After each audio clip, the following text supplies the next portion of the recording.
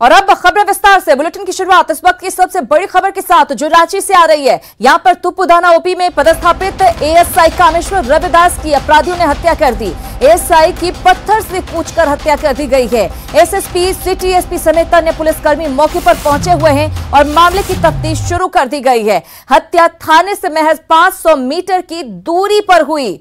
स्थानीय लोगों ने मामले की जानकारी पुलिस को दी। फिलहाल इस वारदात से पूरे इलाके में हड़कंप मचा हुआ है। तो रांची में एएसआई कामेश्वर रविदास की अपराधियों ने हत्या कर दी। थाने से महज 500 मीटर की दूरी पर हत्या की वारदात को अंजाम दिया गया है। अभी यहाँ पे उनकी डेड बॉडी मिला है। प्रथम दृष्टया ऐसा ज्ञात हो रहा है कि इनकी हत्या की गई है। हत्या करके डेड बॉडी को फेंका गया है। अभी जैसे आप देख ही रहे हैं, हम लोग भी देख ही रहे हैं कि बहुत डिस्टेंस नहीं है। और फर्स्ट लग रहा है कि मतलब स्कूल के आसपास में कुछ हुआ है। इसके बाद डेड बॉडी को वहाँ पे डिस्पोज किया गया है, ऐसा लग रहा है। ये प्राइमा फेसी रिपोर्ट है। लेटर ऑन इन्वेस्टिगेशन होने के बाद अब बताया जाएगा। राजधानी रांची में अपराधियों का तांडव किस हद तक बढ़ चला है, इसकी बानगी कुछ इन तस्वीरों को देखने से हमें पता चल रही है। जिससे यहाँ पर देख सकते हैं कि एक एएसआई जो कि टीपूदाना थाना क्षेत्र इलाके में ही इनकी हत्या हो चुकी है। महज थाने से 600 मीटर की दूरी पर ये पूरी हत्याकांड को अंजाम दिया गया है। एएसआई की पत्थर से कूचकर हत्या की गई है। बताया जा रहा है कि पिछले 4 महीनों से ये रिम्स में पदस्थापित थे और वहीं पर अपनी ड्यूटी दे रहे थे, लेकिन किन वजहों से इनकी हत्या हुई, पुलिस फिलहाल इसे खंगालने में जुटी है। पुलिस के तमाम वरीय अधिकारी इस वक्त यहाँ पर मौजूद हैं और मामले की गहन जांच पड़ताल कर रहे हैं। वहीं आपको बताना चाहेंगे कि घटना जो है, यहाँ पर बॉडी फेंका गया है। कुछ ही दूरी पर जो स्कूल दिख रहा है वहाँ पर ये हत्या की गई। वहाँ इन्हें बोल्डर से कूचा गया। वहीं का एक बोल्डर उठाया गया था जहाँ से इस पूरी घटना को अंजाम दिया गया। फिलहाल पुलिस की टीम इस जांच में जुटी है कि हत्या किन वजहों से हुई और कौन से लोग इसमें शामिल हैं। फिलहाल इसके लेकर पुलिस लगातार जांच पड़ताल भी कर रही है। कहीं छापेमारी की भी सूचना है कि कहीं पुलिस अपराधियों की निशानदेही पर उनकी छापेमारी में भी जुटी है। वहीं पुलिस के तमाम अधिकारी भी मामले की जांच कर रहे हैं। लेकिन आपको बताना चाहेंगे कि इलाके में इस घटना के बाद से लोग सख्ते में हैं और तमाम लोग जो है वो पुलिस प्रशासन में हुई इस हत्या पर अपना सहमे हुए नजर आ रहे हैं। उनका साफ तौर से कहना है लोगों का कि जिस तरह से ये हत्या हुई है, पुलिस वाले भी जब सुरक्षित नहीं है तो आम लोगों का क्या हाल होगा। कैमरामैन नलिन के साथ ओम प्रकाश, न्यूज़ 18 रांची। और रांची संवाददाता ओम प्रकाश हमारे साथ खुद जुड़ गए हैं, उनसे करेंगे बातचीत और लेंगे और अपडेट। आपसे जानना चाहूंगी ओम प्रकाश, थाने से महज 500 मीटर की दूरी पर एक एएसआई की हत्या कर दी जाती है। जब पुलिस कर्मियों के साथ ऐसा बर्ताव कर दिया जाता है, आम लोगों की सुरक्षा का क्या होगा?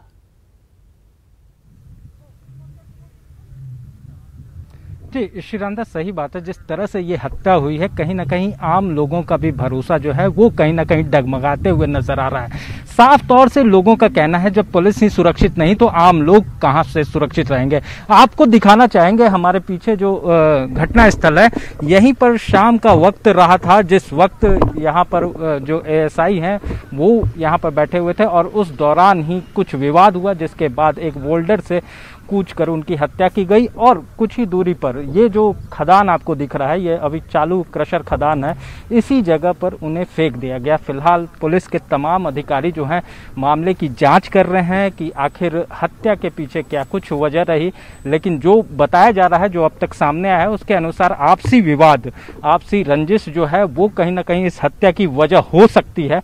लेकिन देखना होगा कि पूरी जांच के बाद क्या कुछ निकल कर आता है। फिलहाल पुलिस के अधिकारी मौके पर पहुंचे हुए हैं, एसएसपी पहुंचे हुए हैं, एसपी पहुंचे हुए हैं। क्या कोई अधिकारी हैं जो इस बाबत कुछ जानकारी दे सकें कि जांच में अभी तक क्या प्रगति हुई है, कुछ बात निकलकर सामने आई है क्या, जांच जो उन्होंने शुरू की है? जी श्रीरांदा, अभी थोड़ी देर पहले हमने उनसे बात करने की कोशिश की थी और उस दौरान उन्होंने बताया कि फिलहाल मामले की तफ्तीश जारी है और थोड़ी जांच के बाद ही वो इस मामले में कुछ कह पाएंगे। फिलहाल अनुसंधान के क्रम में फिलहाल जो बातें सामने आई हैं उसे अभी सामने नहीं लाया जा रहा है। लेकिन डीआईजी भी और जो एसएसपी हैं, सिटी एसपी हैं, वो भी यहाँ पर पहुँचे हुए हैं और फिलहाल इस मामले पर उनका कहना है कि अनुसंधान जारी है। अनुसंधान के बाद ही वो किसी निष्कर्ष पर पहुँच सकते हैं कि हत्या हत्या किन वजहों से हुई और जांच इस के बाद हत्याकांड में पुलिस कौन कुछ से बता लोग पाई। शामिल लेकिन हैं। ओम प्रकाश, जानना चाहूंगी क्या जो एएसआई रविदास थे उनके परिजनों से कुछ बातचीत हो पाई है, अगर आपसी रंजिश की बात कही जा रही है तो?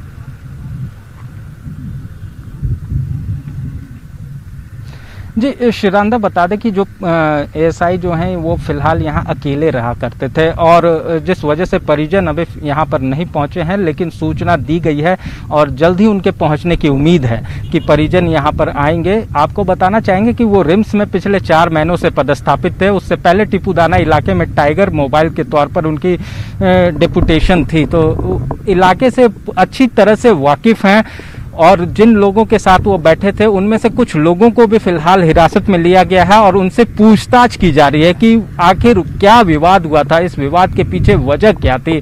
आपको दिखाना चाहेंगे हमारे पीछे जो ये स्कूल है, यहीं का पास से एक बोल्डर उखाड़ा गया है जिसे पुलिस ने भी बरामद किया। उसी बोल्डर से उनकी हत्या की गई है।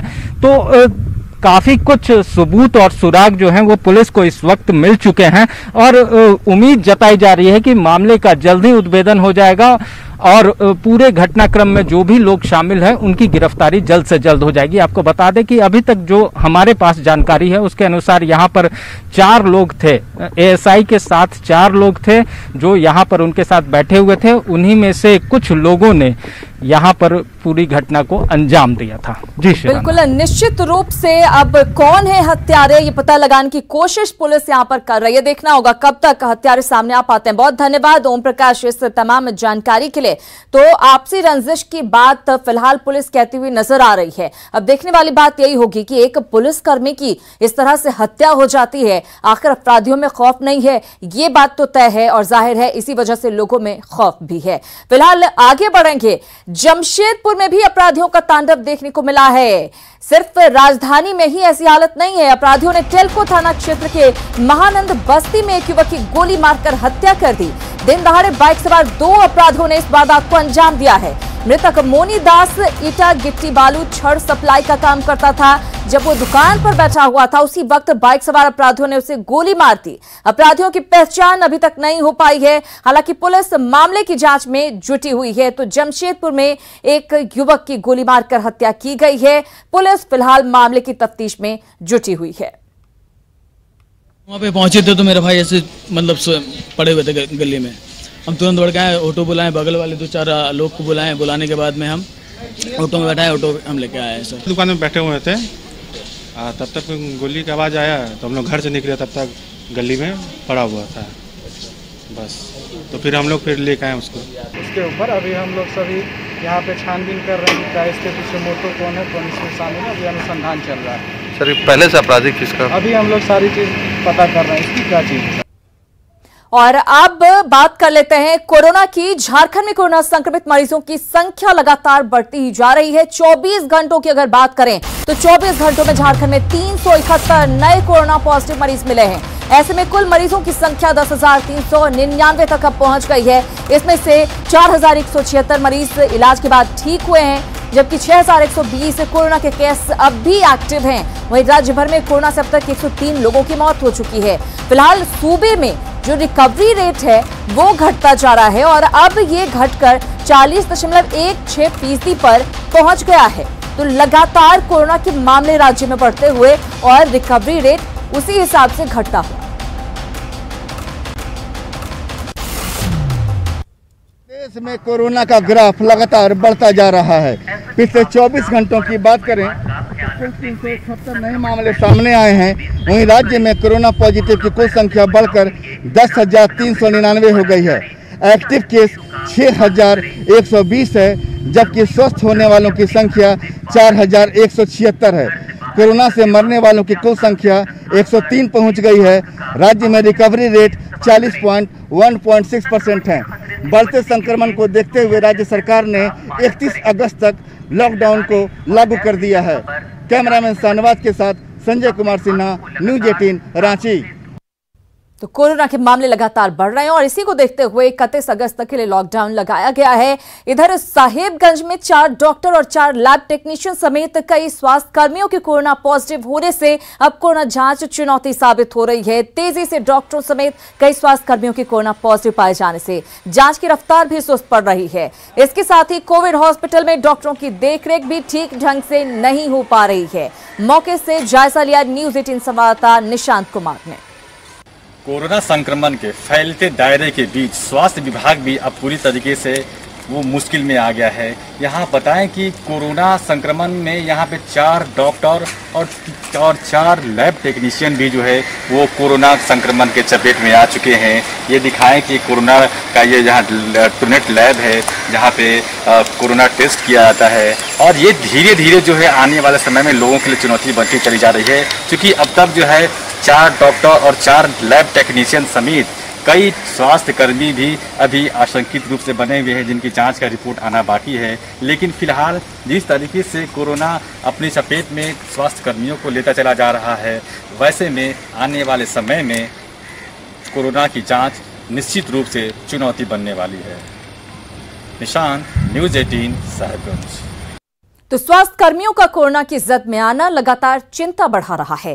कोरोना के बढ़ते कहर के बावजूद कुछ लोग ऐसे हैं जो सचेत नजर नहीं आ रहे। लातेहार का सदर अस्पताल उन्हीं में से एक है जो सचेत नजर नहीं आ रहा। बिल्कुल, सदर अस्पताल का प्रबंधन भी कोरोना महामारी को हल्के में ले रहा है। सदर अस्पताल में प्रतिदिन सैकड़ों मरीजों का आना जाना लगा रहता है। वहीं अस्पताल में मरीजों के लिए उचित व्यवस्था नहीं की गई है। ज्यादा जानकारी दे रहे हैं संवाददाता विकास तिवारी। पूरा देश कोरोना महामारी का दंश झेल रहा है, वैसे में लातेहार सदर अस्पताल में ये स्थिति है। आपको दिखाना चाहेंगे कि किस तरह से यहाँ पे मरीजों को ठूस कर रखा गया है। सदर अस्पताल के जो प्रबंधन है उसका कोई खासा व्यवस्था नहीं है मरीजों के लिए। सोशल डिस्टेंसिंग का किस तरह से धज्जी उड़ रहा है, देख सकते हैं कि किस तरह से लोगों को ठूस के रखा गया है। मरीजों को तथा उनके अटेंडेंट को किस तरह से रखा गया है। कोई भी यहाँ पे समुचित व्यवस्था जो है वो अस्पताल प्रबंधन के द्वारा मरीजों के लिए नहीं किया गया है। कोरोना महामारी के दौरान भी इस तरह से लोगों में लापरवाही देखने को साफ नजर आ रही है। लातेहार से न्यूज़ 18 के लिए विकास तिवारी। वहीं सरायकेला जिले में भी कोरोना तेजी से फैल रहा है, लेकिन लोग यहां पर भी लापरवाह बने हुए हैं। कोरोना जांच के बाद जांच रिपोर्ट आने तक लोगों को होम क्वारंटीन रहने का नियम है। लोग जांच कराने के बाद बेफिक्र होकर घूमते नजर आए। ऐसे में संक्रमण फैलने का खतरा है। जिले के 2 थानों में करीब 40 कर्मियों की रिपोर्ट पॉजिटिव आई है। बुधवार को शिक्षा विभाग का एक इंजीनियर कोरोना जांच के बाद शिक्षा विभाग में मजे से काम कर रहा था। कोरोना पॉजिटिव आने के बाद उसे ऑफिस से रेस्क्यू किया गया। ऐसे में समाहरणालय कर्मी भी संदिग्धों की सूची में अब आ गए हैं।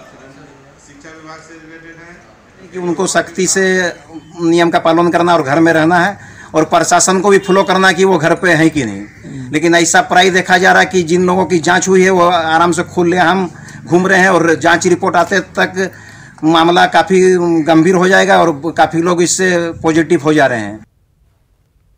और त्योहार की खुशियों पर भी अब कोरोना की मार देखने को मिल रही है। संक्रमण काल में लॉकडाउन की वजह से निचले तबके के लोगों की कमर टूट गई है, लिहाजा त्योहार भी अब खुशियों के बजाय जिम्मेदारी लगने लगी है।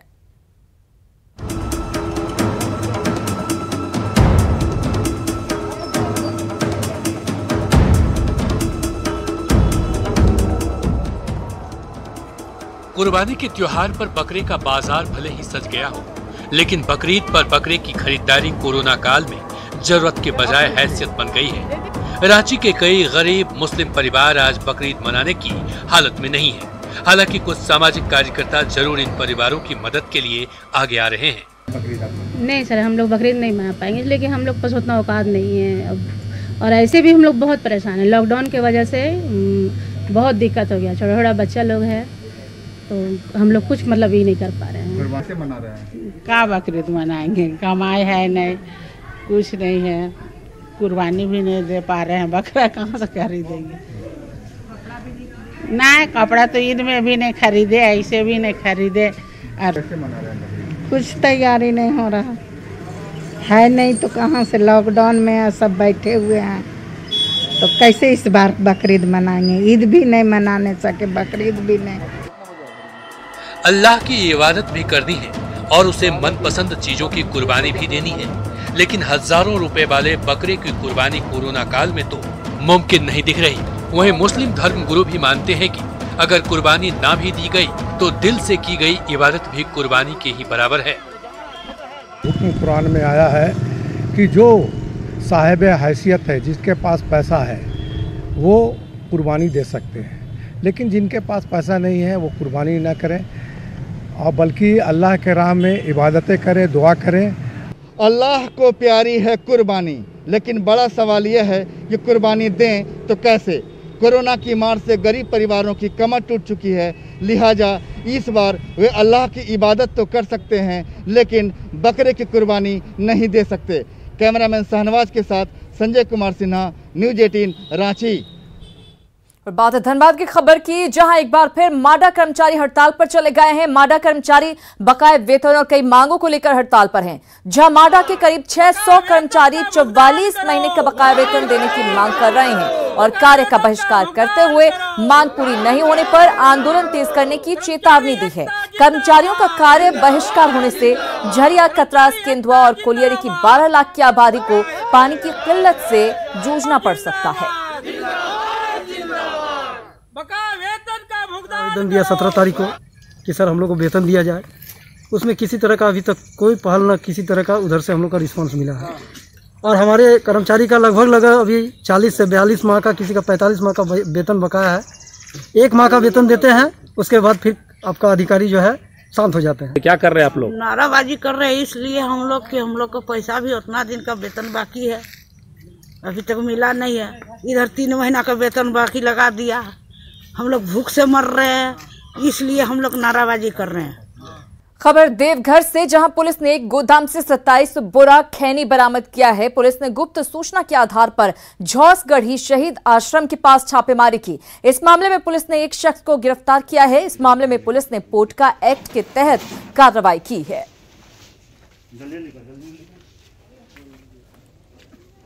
तो मौका वारदात जो है वहाँ से बहुत सारा खैनी जो है लगभग 30-40 बोरा जो है खैनी वहाँ से बरामद हुआ है। टीम आई हुई है, विधिवत जब्त सूची बनाकर प्राथमिक दर्ज करने की प्रक्रिया की जा रही है। इधर झारखंड कांग्रेस के कार्यकारी अध्यक्ष इरफान अंसारी ने कोरोना को लेकर एक अजीबोगरीब बयान दिया है। उन्होंने कहा कि कोरोना से लड़ने के लिए नॉनवेज खाना बहुत जरूरी है, वो यही नहीं रुके। ये भी कहा कि कोरोना उन्हीं को हो रहा है जो वेजिटेरियन हैं, लिहाजा कोरोना भगाने और उससे लड़ने के लिए नॉनवेज यानी मीट, मुर्गा खूब खाइए, इससे रोगों से लड़ने की क्षमता बढ़ती है। डॉक्टर, मैं कहना चाहता हूँ, आपने देखा भी होगा जो कोरोना में जो रेशियो आ रहा है, मौत का जो रेशियो आ रहा है, वो सबसे ज़्यादा जो वेजिटेबल खाए हैं उसी को ये कोरोना ज़्यादा असर करता है। तो मेरा ये मानना है कि नॉनवेज खूब खाइए। सभी को मैं कह रहा हूँ, कोरोना को लेकर, कोविड को लेकर देखते हुए आप नॉनवेज खाइए। इससे क्या होगा, कहीं ना कहीं आपका इम्यूनिटी पावर बढ़ेगा और हम लोग उस कोरोना को लड़ने के लिए ये नॉनवेज खाना बहुत जरूरी है। तो इरफान अंसारी को आप सुन रहे थे, जो ये सलाह दे रहे थे कि सभी को नॉनवेज खाना चाहिए। बहरहाल इसी के साथ इस बुलेटिन में इतना ही, लेकिन न्यूज़ 18 बिहार झारखंड पर खबरों का सिलसिला लगातार जारी।